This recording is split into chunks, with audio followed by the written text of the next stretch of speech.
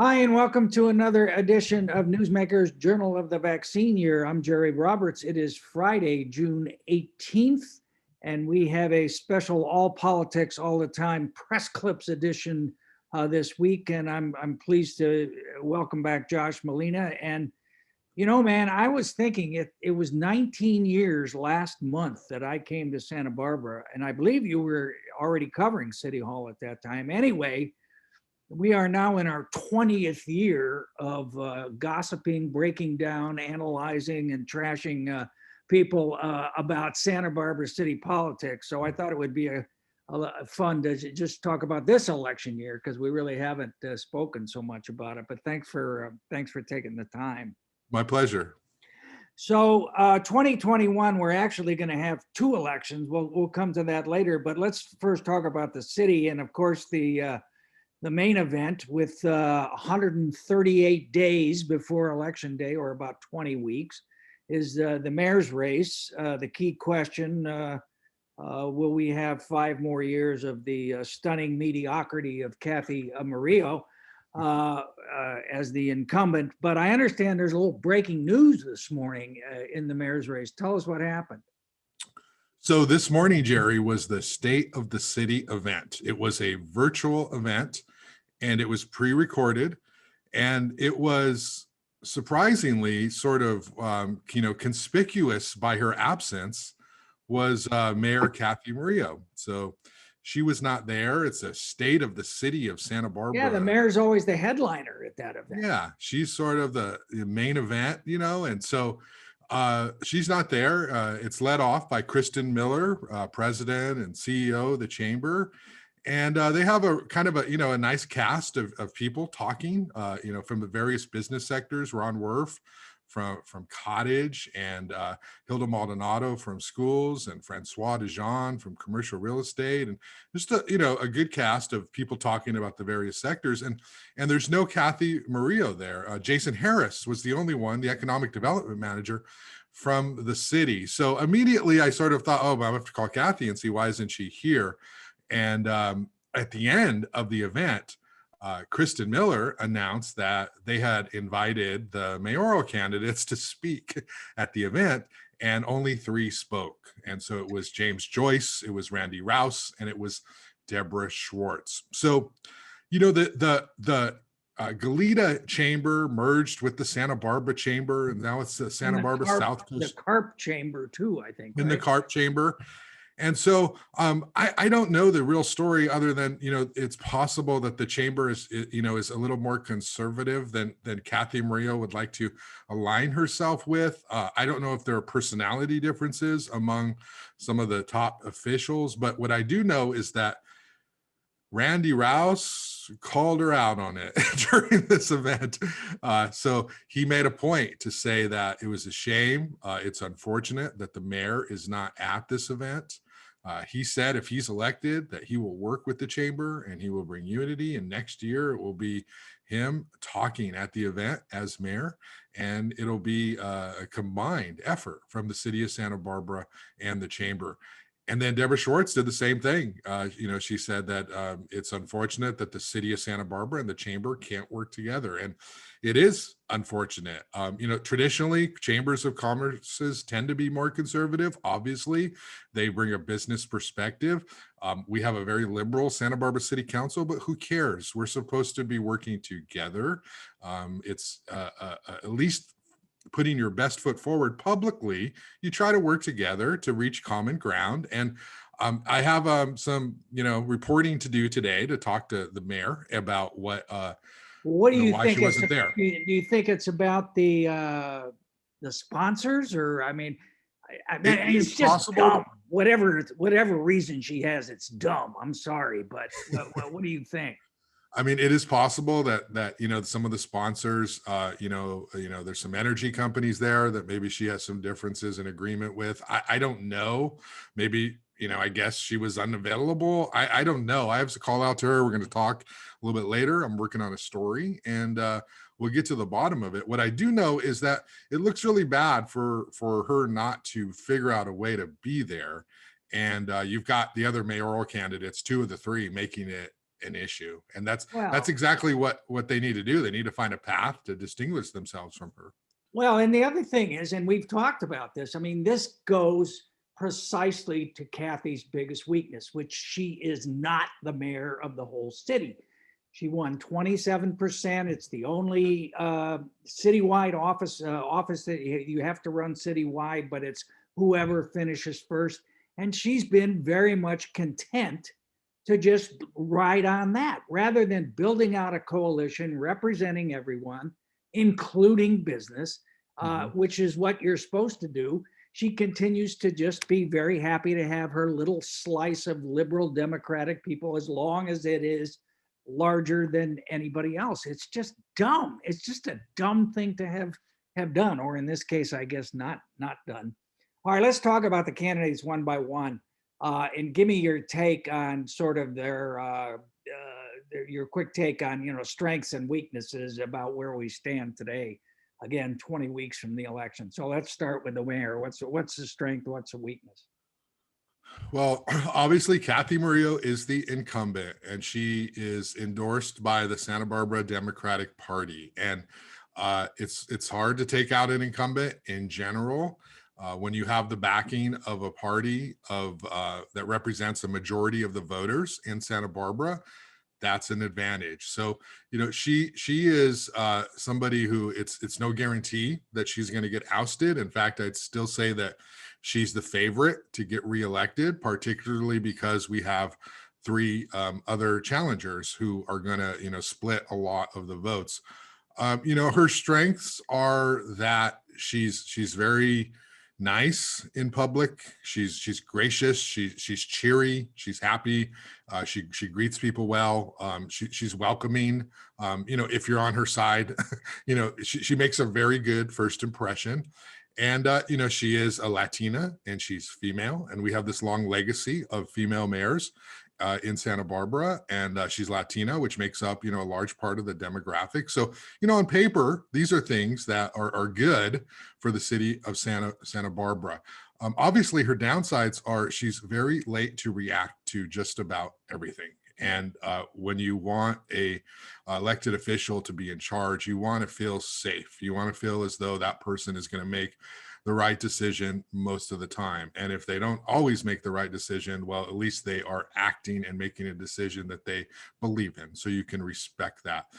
You know, she tends to be very cautious, very conservative. And the perception, you know, not my perception necessarily, but from talking to people out there, is that she's sort of really just focused on winning the votes of the Democrats and the people who think like her, because if you play the numbers and you get them to vote, you're going to win.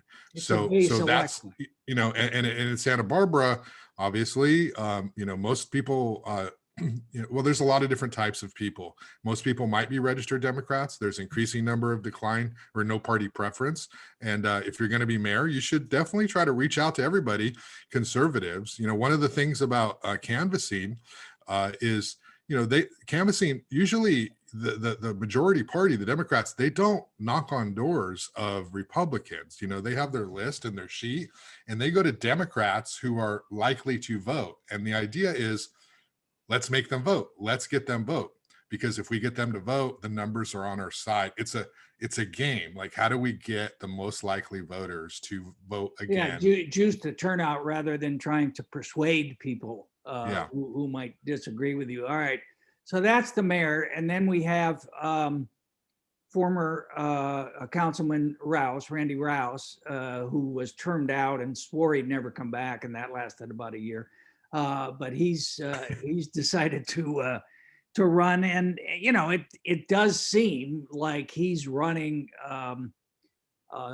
in appeal to a lot of those people who are not in Kathy's little slice of the electorate, which is to say a lot of homeowners, people who are paying the taxes and so on. What's your take on his candidacy? Well, if you don't like Kathy, you probably like Randy a lot. Randy is somebody who's been around forever. He's got very strong name recognition. He owned a business. He's a longtime homeowner, raised a family here. He's a moderate, leans a little bit more, toward the middle, toward the right than Kathy does. And he's somebody who's been involved in the city organization, and he's pragmatic. And so his whole thing is, we don't need to be doing anything other than focusing on the city of Santa Barbara. I don't, he doesn't want to vote on healthcare initiatives or, healthcare for all or straws, plastic Or straws. Like, project labor agreements. yeah, project labor agreements. He's very much I'm here for all the taxpayers. Nonpartisan, right? I mean, these are nonpartisan offices. I mean, Yeah, these are nonpartisan offices, and Randy's very conversational. He's very down to earth. He's like somebody who, if you just had a conversation with about the issues in Santa Barbara, he's really going to be more in tune with a lot of people. He's not going to be in tune with the UCSB student activists. He's not going to be in tune with the woke progressives. He's not going to be in tune with any sort of activism of the day. He's very much like, this is what Santa Barbara used to be, and we want to keep it like that, and we don't want to change too much because that's why everybody wants to be here. He was opposed to closing State Street to cars. Okay, he's not a big fan of outdoor dining, not a big fan of the parklets. If we center all the energy to 3 blocks on State Street, what does that do for the rest of the restaurant community? Is there a big difference between him and Kathy on housing, do you think?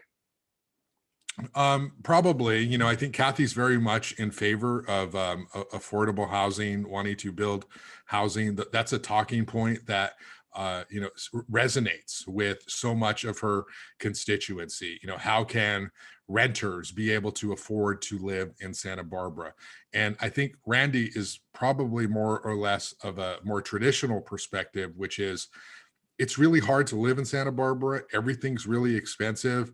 If we overbuild, it's never going to be enough for everybody. And, a lot of people have done it the old fashioned way, which is you buy in Ventura County, you buy a condo, you buy somewhere else, you save. When the market is hot, you sell, and then you get into something in Santa Barbara as cheap as possible, and you try to fix it up, and that's not necessarily how it should be, but it's how people tend to do it, how they get in. It's work, it's hard, it's difficult, it's not easy.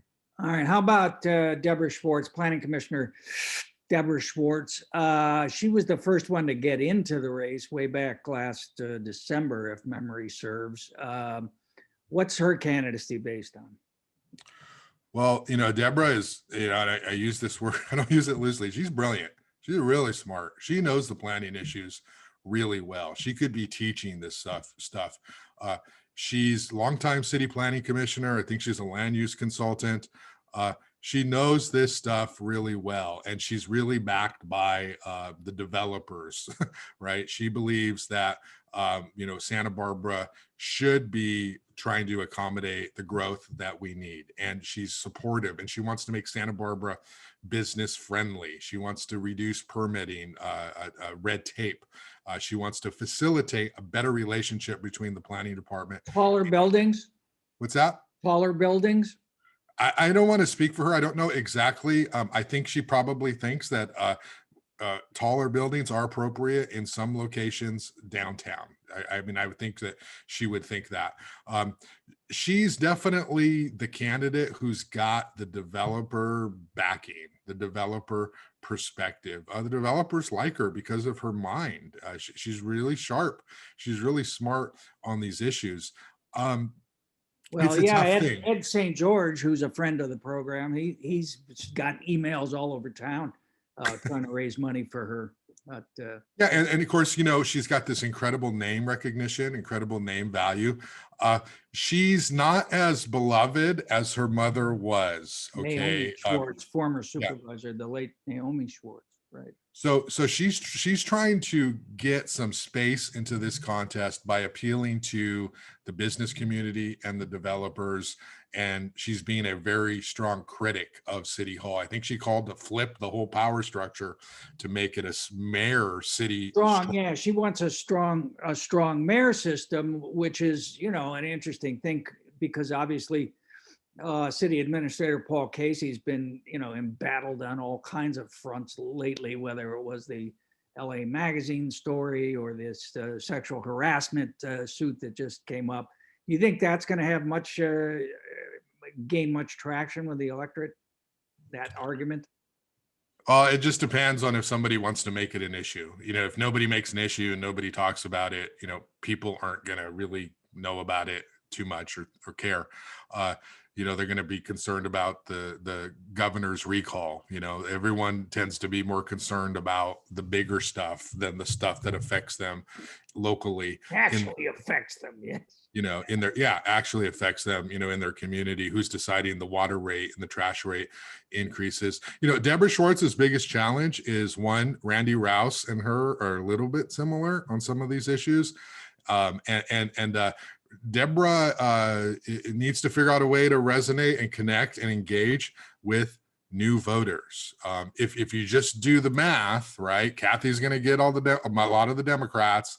Some of them who are disenfranchised are going to spill out, and they're going to go for a little bit of Deborah, a little bit of James. We'll talk about probably, you know, maybe some of Randy. There's just not enough of a voting population for Deborah. She's going to have to bring new people to the table, and that's really challenging. That's tough for anybody to do. All right, and what about James Joyce? He was an aide first to Doss Williams in Sacramento, then to Hannah Beth Jackson. He's an entrepreneur with this program, anti-racism program, Coffee with the Black Guy. Very appealing guy, but he seems to me to be having a little trouble making that transition from aide to candidate. Yeah, he's definitely a slow burn. He's taking his time. I think he's maybe trying to peak a little bit later. James Joyce, if you talk to him one-on-one, he's really good. He's really strong on the issues. He says a lot of the right things. He comes across as a moderate. You know, he doesn't talk at you. He talks to you. So he comes across well. I think he's still trying to figure out, however, though, how to identify himself in the context of this mayor's race.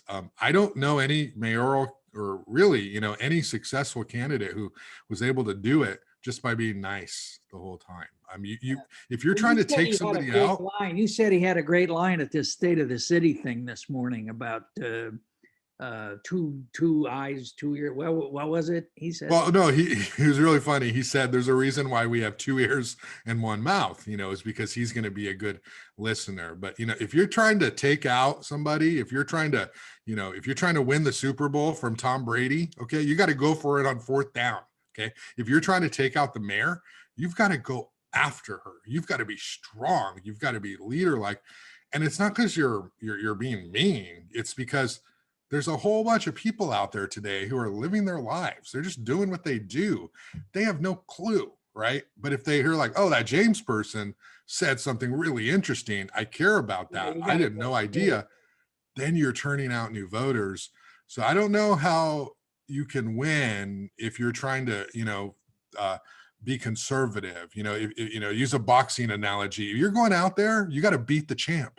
Okay. You can't go out there and win a decision. Like, you've got to convincingly win. And then there's 2 other people in the contest too. So, you know, he has a lot going for him. I'd like to see a little more energy and aggression in terms of the issues, because we all know he's a good listener. Okay. But people want a leader. Yeah. All right. So, you know, one of the things we like to do on Newsmakers on the blog is do our power rankings of high profile issues. So how do you rank them today, 1 through 4? Well, I mean, I think these are not endorsements for anybody who wants No, to shoot no. me an email and say, Josh is for a certain candidate. This is punditry and analysis. Punditry, as it's fun. But I think Kathy is the favorite today, just based off the numbers. I think Randy Rouse is definitely her closest competitor because he's got incredible name recognition. He's very likable. He's smart. He knows the issues. He's well connected. The question on Randy is he going to work hard enough? Right? What people say is, oh, Randy's great, but how many doors is he going to knock on himself? Okay. So, I think you have Kathy, and then you've got Randy, and then you've got Deborah right after that. Deborah is, a lot of those same things, very connected. She's going to show a lot of money when those financial reports are in, and she's going to be formidable. Okay. And I think James right now, he's like I said, he's going to sort of take the slow road and look to peak at the right time. So if we have this conversation in a month, it'll probably look a lot different. But right now, James is sort of doing his social media talks, his Zooms. He's trying to talk to small groups. Is he raising any money? I mean, he is raising money. I don't know that he's going to raise as much as Deborah or Kathy. We know has a ton of money already. Randy's going to be able to raise some Yeah, I money. hear Randy's raised about 100, which is kind of going to be table stakes for this race. I mean, one thing that's interesting that people may not know, there's a new state law that is going to limit max contributions from people that went into effect January 1, which is probably why Kathy raised so much money at the end of last year. She went out and got a lot of early money. So you have it, Kathy, Randy, Deborah, James, 1, 2, 3, 4. I agree with you, 1 and 2. I would flip around Deborah and James. I'd put James number 3 and Deborah number 4. I just think he's got a little bit more opportunity and space to have a kind of a broader message. And, I mean, what are the issues? I mean, we're still recovering from the pandemic. We had economic problems before even that started. Now we have this whole recovery thing. But overlaid on all that, we've also had this social justice issues that have come up and anti-racism and so on. And I think James, speaks to that obviously much more distinctly than anybody else. So I think we're in agreement on 1 and 2. I think that's where the race is going to be. And it's interesting too. Do you think that if Deborah and James both stay in, and there's no reason to believe they wouldn't, don't they pull from Kathy's base more than from Randy's base? Yeah, if one of those candidates leaves the race, we'll have a new mayor. Randy Rouse will win. Randy Rouse's biggest challenge is the fact that Deborah Schwartz is in the race and James Joyce is in the race. And, how hard is Randy going to want to work? But yeah, Kathy benefits from the fact that you've got these 3 candidates in there. So if one decides not to run or is not on the ballot, I think Randy Rouse will probably be the next mayor. Yeah, I disagree with you there. I think both Deborah and James would pull from Kathy votes much more than Randy, and I think he benefits if they stay in. But we'll see. We got a ways to go. All right. So we got 3 city council races, districts 4, 5, and 6, but there's only a contested race in one in the 4th district. With Kristen Sneddon being challenged by Barrett Reed, a developer. Real quick, Eric Friedman, who's in the 5th, has no opponent so far. His biggest obstacle has been the Democratic Party giving him a hard time about endorsing him because he endorsed his mother in a community college race. Then you have Megan Harmon, whose mother actually ran for the school board up in Lompoc. Good thing she didn't endorse her mother up there because she got the party endorsement, and she's going to be in the White House and have won a single vote from anyone because she's got the charmed political life. And then you talked to Barrett Reed this week, who's challenging Kristen Sneddon. What was your take on him? What's his election line? What's he running for? Why is he running? So Barrett Reed is running for District 4, Santa Barbara City Council. He's challenging Kristen Sneddon, who is the incumbent, and he has an uphill battle. I think he knows it. I don't think he is under any illusion that it's going to be easy. He is raising a lot of money. He is a real estate investor. He's been involved in development of adaptive reuse projects downtown. He's the head of the Miramar Group, and he wants to run because he thinks the city is not done a good job partnering with the business community. He wants to do something about homelessness. His office is downtown. He says the homeless problem is very bad. He wants to do something to rehabilitate State Street. And he also talks about wanting to not overdevelop in the neighborhoods in District 4. In other words, accessory dwelling units or granny flats. So he is running, he's sort of really easy to talk to. He's young, he's articulate, he's charming, he says a lot of the right things. His problem, I don't think, is going to be connecting with people. I think he's probably going to connect with most of the people that he talks to. His problem is going to be, why should anyone vote for him instead of Kristen Sneddon, who is the incumbent, who's doing a pretty good job from at least, from that district, which is fairly wealthy homeowners. I mean, she's kind of in the mold of Sheila Lodge. I mean, she is as much a preservationist as anybody on the council. She's not a professional politician. She's not looking to move up. She came to it, out of the whole resistance Trump thing. I think Kristen's problem as a candidate is she just wears her emotions on her sleeve too much. And she agonizes about these decisions, which is fine, except she's always performing the agony in public. And I don't know, what's your take? Yeah, she spent a lot of time on Tuesday talking about, making an argument for one thing, and then at the end of the day, sort of voting the opposite of what she said. The new economic development plan. Right. Yeah. She said it wasn't finished. It wasn't ready. It left out a lot of stuff. And yes, I'll vote for it. Yeah. Right. She actually, I think, said, I can't support it today, and then ended up voting for it when she was the only one who supported it. And so, or when she was the only one who had criticized it. So she went with the majority. And I think that bothers a lot of people in terms of, like, how can you be so strong and then 20 minutes later vote in the opposite way? And for people who are looking for leadership, that bothers them. The issue is that Kristen Sneddon won very handily the first time. She beat very strong candidate. It was a crowded field, and people in that have the Democratic endorsement in that time. Yeah, and she didn't even have the Democratic Party endorsement. She beat a Democratic endorsed candidate who you're quite familiar with, Jerry, in your writings. We call this the Jim Scafidi factor in the handbook on Santa Barbara politics. Yeah. But don't ever in a debate walk, and stand in front of the woman that you're debating against. By the way, it doesn't look good. The other thing is, I mean, what's interesting. So this time, she did get the Democratic endorsement, even though she had to grovel a little bit and say she'd promised, never to run against or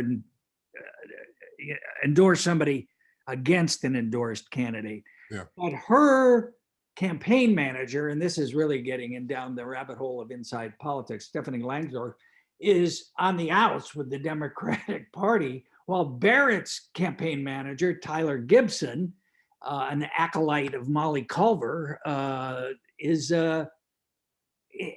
has been a Democratic operative. And so I'm just fascinated sort of by that whole dynamic, to the extent that 12 people care about it, but it's a total political junkie thing. But well, I asked a separate political consultant who shall remain nameless, why is Barrett using this person? Why is Kristen, using this person? And the answer was, Santa Barbara consultants need to make money, so they'll work for whoever hires them. So that's what I was told. All right. All right. And then sort of behind the scenes at City Hall, and you've written a fair amount about this. You also have this kind of conflict between Megan Harmon, who's really emerged as a leader on the council, and Kristen. Megan nominally has endorsed Kristen as her colleague and so on, but she's pals with Barrett Reed. And, so what's going on there? It kind of broke out in the open this week, didn't it? What was the term you used to describe Megan Harmon? Was it what, triple smart, double smart, Triple or smart, yeah, triple smart? yeah, yeah. Yeah.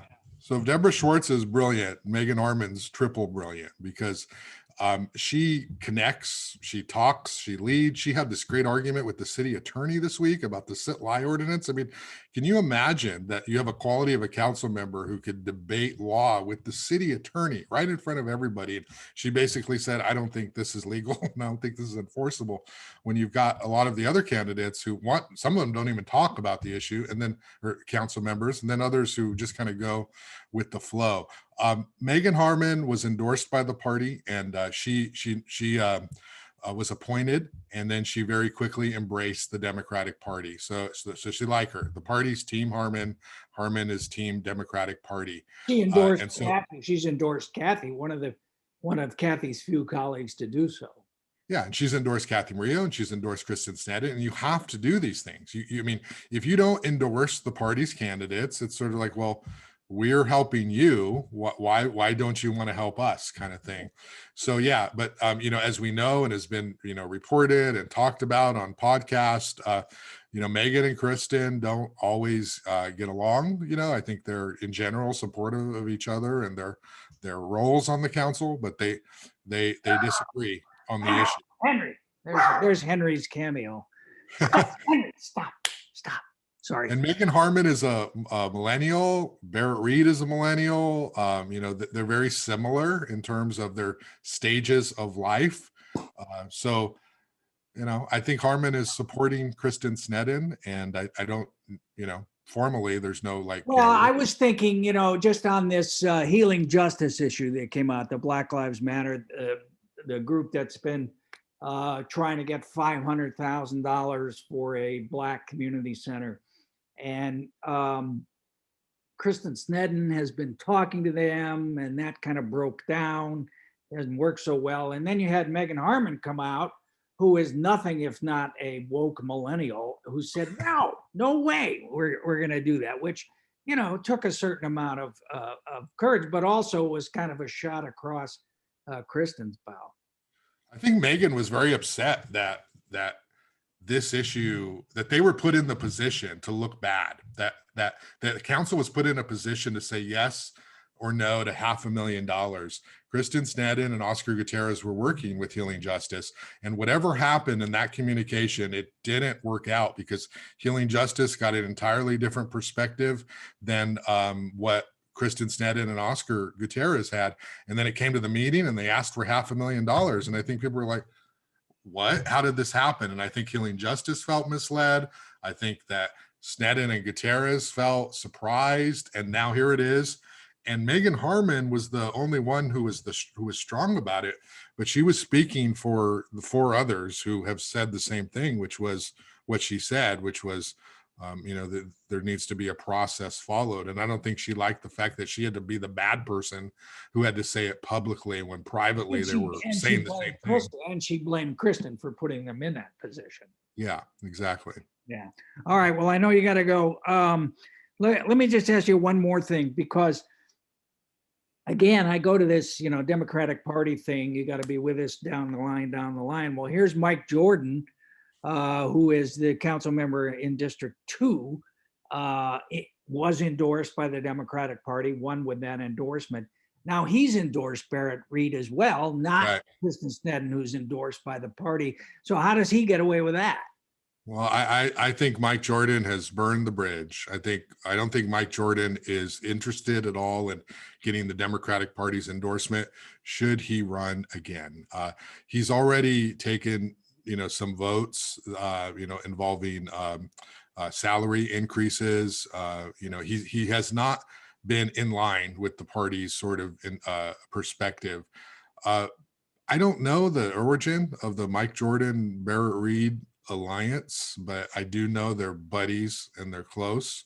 And he strongly supports him. Barrett Reed released this 3-minute video of his campaign, which is really well produced. It's shot well. It's really nicely done. And there's Mike Jordan right there, Democratic Party endorsed candidate endorsing Barrett Reed, who, if we're being honest, he's not a registered Republican, but he is a conservative guy. He's not a Democrat by any stretch of the imagination. So, or he's a no party preference. I think he was registered as a Republican in the past. So here's Jordan, who's aligning himself with him. And, Jordan's perspective is one of like, it's Santa Barbara. There shouldn't be party issues involved here. This is a local city council race, and I can get along with anybody who I want to get along with. And I think he just thinks Barrett's values are more in line with his own and more of that moderate, middle of the road approach. And so that's going to be really, really interesting. I don't know what More that's in going line with his white male mansplaining values, you mean? Well, I don't want to go there, but I think that yes, it's more in line with how he views how Santa Barbara should work.